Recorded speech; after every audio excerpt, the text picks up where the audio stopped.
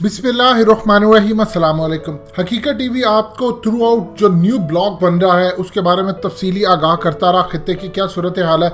अब जर्मनी के एक अखबार DW जो कि बहुत बड़ा प्लेटफॉर्म है, उन्होंने ये आर्टिकल आपकी स्क्रीन पर चल रहा है, उन्होंने कहा है कि पाकिस्तान ने रिस्क लिया है अरबों और उनके एलाइज को गंवाने का कश्मीर की नई पॉलिसी की वजह से। और फिर उसके बाद फर्दर वो इसमें लिखते हैं कि किस तरह पाकिस्तान अब बीजिंग के अंडर यानी इस्लामिक वर्ल्ड को लीड पाकिस्तान करेगा, लेकिन बीजिंग उसकी बैक पर होगा, यानी चाइना उस पूरे ब्लॉक को सपोर्ट करने जा रहा है, लेकिन इसको लीड करने का जो टास्क है वो पाकिस्तान के पास है। मजीद डिस्कस करने से पहले इस वीडियो को लाइक करें, हकीकत टीवी को सब्सक्राइब करें और बेल आइकन पर ज़रूर क्लिक करें। देखिए, एक चीज़ अब ज़हन में रखिएगा, ये मामला किस तरफ जा रहा है और क्या होने जा रहा है। सबसे पहले लोगों को एक खदशा जहन में आता है कि अगर हम सऊदी अरब से दूर होते हैं तो उसमें वो हमारे वर्कर्स को निकाल देंगे जो 40 लाख के करीब है। एक चीज़ जहन में रखिएगा, जनरल बाजवा ने जो हालिया अपना दौरा किया है सऊदी अरब का, पाकिस्तान कभी सऊदी अरब से ताल्लुकात ख़राब करना नहीं चाहता। देखिए, सऊदी अरब के बैकडोर इसराइल से मामला तय है, मुसाद के अहम लोग सऊदी अरब आ चुके हैं, मामला सारे के सारे जेरेड कुशनर ने तय करवा दिए हैं, यूएई के साथ मामला तय है, और इस वक्त माइक पोम्पियो पहले इसराइल और उसके बाद अरब कंट्रीज हर जगह जाने के लिए पूरा उनका टूर आ चुका है।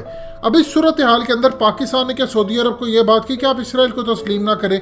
देखिए, पाकिस्तान ने जो पॉलिसी दी है वो एट अ टाइम आप दो तरह से चल सकते हैं। हम सऊदी अरब के साथ अपने ताल्लुकात रखना चाहते हैं, वहाँ हमारे मुकद्दस मकामात है, हमारी फौज से लेकर आम आदमी अपनी ज़िंदगी तक देने को तैयार है, लेकिन अब हमने आगे भी देखना है। हमने सारी ज़िंदगी ऐसा नहीं रहना कि फलाना प्रेशर आए। अब सबसे पहले लोगों के जहन में ये बात आती है कि आज इंटरनेशनल मीडिया पर ये चीज़ें डिस्कस हो रही है, मुस्लिम ब्लॉग बन रहे हैं, ये पीछे सूरत हाल चल क्या रही है। देखिए, इस वक्त चाइना और रूस ने एक चीज़ सजेस्ट की है कि ये जो नया ब्लॉग बने या कुछ भी हो, मुसलमानों को नेटो की तर्ज पर अपना मिलिट्री अलायंस फौज तैयार करनी चाहिए कि किसी भी मुस्लिम कंट्री के ऊपर हमला हो तो वो जाकर लड़े और ये फिरका वारियत से पाक हो। रूस इसमें चाहता है कि कतन कोई फिरका वारियत ना है, क्योंकि शाम का उसने हाल देख लिया, लीबिया में उसने हाल देख लिया, इराक, अफगानिस्तान। अब असल में चाइना भी यही चाहता है कि एक मिलिट्री इनका आ जाए, जिसकी वजह से एक तो वो चाहता है कि अमेरिका का जो इन्फ्लुएंस है पूरी दुनिया के अंदर और नेटो का जो इन्फ्लुएंस है वो ख़त्म हो, वो उसको ख़त्म करने के लिए मुस्लिम कंट्रीज आएँ। देखिए, चाइना बिलीव करता है कि नेटो की जो अफवाज है वो इस्तेमाल होती है मुसलमानों के खिलाफ। अगर मुसलमान अपनी ही फौज बना ले सारी, पाकिस्तान उसको लीड करे क्योंकि ये एटमी कुव्वत है, तो इससे मुसलमानों के ऊपर जो अमेरिका का प्रेशर है वो कम होगा। इसका अल्टीमेटली फ़ायदा रूस को होगा और चाइना को होगा। चाइना ये मामला चाहता है। अब ये जो हालिया मिलिट्री अलायंस बना है सऊदी अरब के अंदर, ये असल में किसी काम का नहीं है अलायंस, सिर्फ इतना है कि सऊदी अरब की हिफाजत हुई है और राहील शरीफ ने उसमें रोल प्ले किया, लेकिन मामला तब बड़े डिफरेंट हो चुके हैं। पाकिस्तानियों के जहन में सबसे पहली बात आती है कि जो तैयब उर्दगान ने कहा कि मोहम्मद बिन सलमान ने इमरान खान को धमकी दी 40 लाख वर्कर्स को निकालने की। देखिए, एक चीज़ जहन में रखिएगा, बार बार जो हम ये सोचते हैं कि अगर हमारे ताल्लुकात ख़राब होए तो उसके बाद मोहम्मद बिन सलमान निकाल देंगे, दो चीज़ें जहन में इसमें रखने वाली बात है।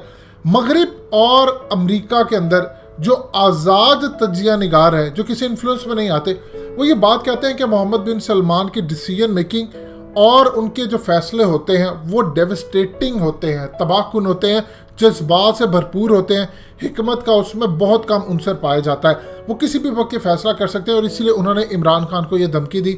और सऊदीया चाहता था पाकिस्तान तरदीद करे, पाकिस्तान ने नहीं की, तैयब उर्दगान के साथ हम खड़े रहे। अब इस सूरत हाल के अंदर एक मामला और है।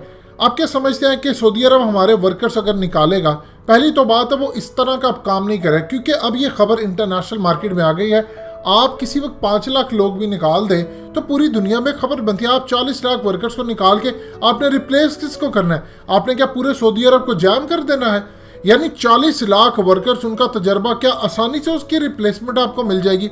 इस तरह नहीं होता कि कंट्री ऑलरेडी सऊदी अरब की बैठ रही है, उनका पूरे का पूरा स्ट्रक्चर तबाह है, वहाँ पाकिस्तानियों के कारोबार हैं, वहाँ पर वो कई सालों से मेहनत मजदूरी करें, की पोस्ट पर है, डॉक्टर्स हैं, आप सबको निकाल के अचानक समझे कि हम बांग्लादेश से लेंगे, इंडिया से लेंगे, ये रिप्लेसमेंट इतनी आसान नहीं होती। आज भी अगर आप करना शुरू करें तो आपको कई साल चाहिए ये काम करते हुए, और उसके बाद ये देखना है क्या कोई एक बड़ा डॉक्टर जो इंडिया के अंदर बड़े अच्छे लेवल पर या दुनिया में कर रहा है, वो क्यों छोड़कर सऊदी अरब के अंदर आएगा पाकिस्तान के डॉक्टर को रिप्लेस करने? तो लिहाजा ये इतना आसान नहीं है कि चीज़ें एकदम रिप्लेस करना शुरू हो जाए। देखिए, अब सऊदी अरब को इस चीज़ को अंडरस्टैंड करना पड़ेगा कि पाकिस्तान ने अपने रास्ते सऊदी अरब से जुदा नहीं किए, ना हम करना चाहते हैं, लेकिन अब ये हमारी अपनी पॉलिसी है। जंगें हमारे सर पर आकर खड़ी हैं।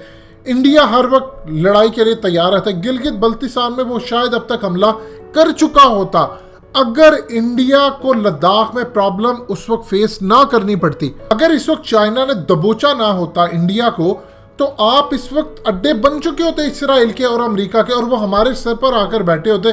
फिर बताइए अरब कंट्रीज ने क्या करना था। लिहाजा अब हमें जरूरत है कि हम अपने ब्लॉक बनाएं, अगले लेवल पर जाएं।